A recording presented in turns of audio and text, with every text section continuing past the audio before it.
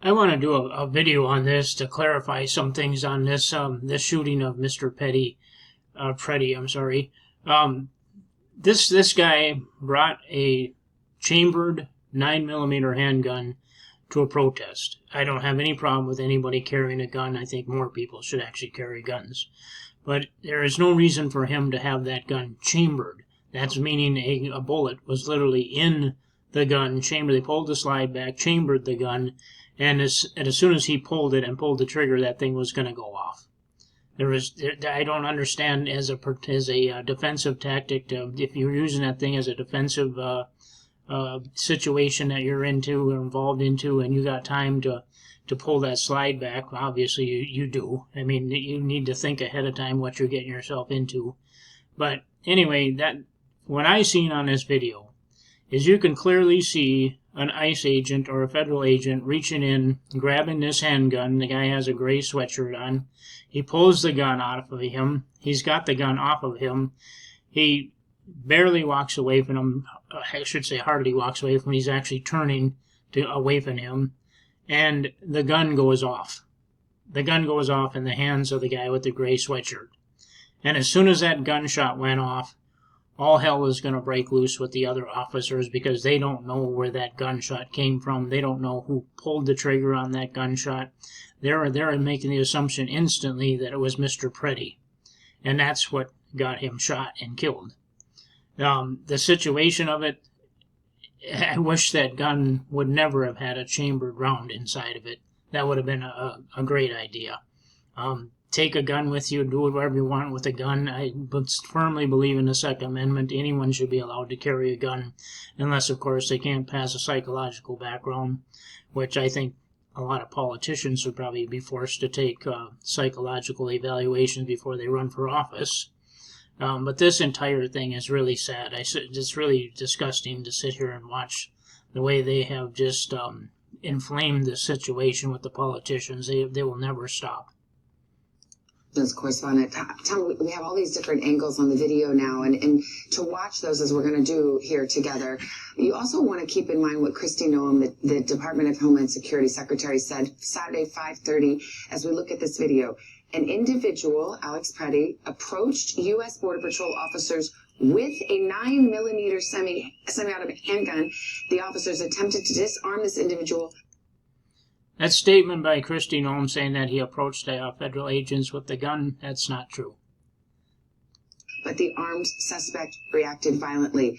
Do those words match the images that we've seen? Well, it's not just a question that reporters have. I've been reached out to a number of people in law enforcement, including people who've worked for DHS, that have real concerns about those statements and the credibility of them. But we can look at this video and tell for ourselves. We're looking at it here. We're looking in that moment when the frame stops right there. That's where you're seeing the guy with the gray sweatshirt on the other side of the pile of people right there. He's reaching in and he's grabbing that gun. He needs to get that gun out of there. Of course, these other agents, I'm sure, are very concerned about that gun being there. Anyone who's going to be involved in that is going to be concerned about that gun. That is going to be the number one priority to get that thing away from him because they have no clue.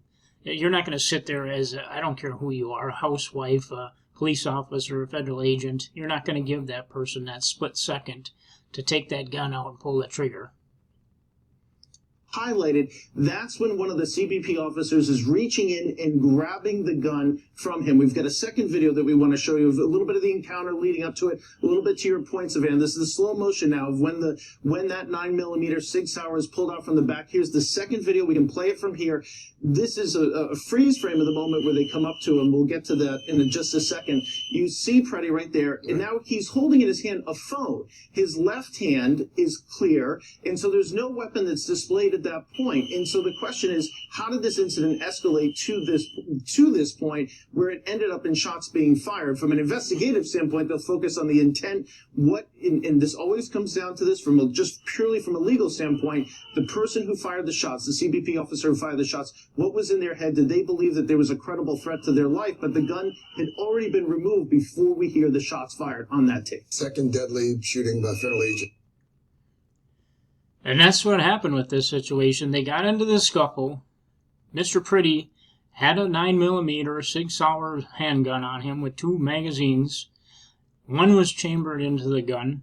So that means as soon as you pull the trigger, that thing is going to go off. If he didn't have it chambered in the gun, he would have to pull the slide back into the gun and inject a round into the gun, and then he could use it. That's how a semi-automatic weapon works.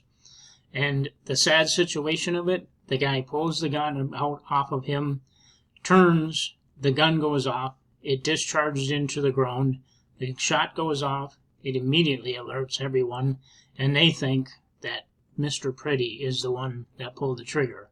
And that's not true, and that's what got him killed. As to why it's fine if he wanted to bring a gun there, but if he knew that he was going to try to get himself into a situation with these federal agents or anybody, police officers, whatever, probably a really, really good idea to not have a loaded gun on you, or if you do, it would be a really good idea to instantly comply. I mean, if you were told to get on the ground, get on the ground. I would even tell them that I have a gun on me, because that's going to change the situation entirely with law enforcement people. They're going to want to go home. And I'm sure Mr. Pretti wanted to go home that day too, but unfortunately that did not happen. And what needs to be done in the state of Minnesota is Tim Waltz, Mayor Frey, need to shut their damn mouth, because they're inflaming this stuff, because the facts of it is this whole story, when you look at the entire facts of this whole story, is that there is somewhere between $9 and $18 billion missing of taxpayer money. And I am from Minnesota, and I am not interested in having my property tax raised next year or for the next 5-10 years to pay for missing $18 billion that went to the Somali community so that the Somali community can guarantee Democratic politicians their positions in office. It is not my job to put on my work boots every day of the week and go to work to help support politicians that are disgustingly corrupt. You cannot tell me that these people did not know that there was hundreds of thousands of dollars being flown out of the Minneapolis airport every day of the week in suitcases.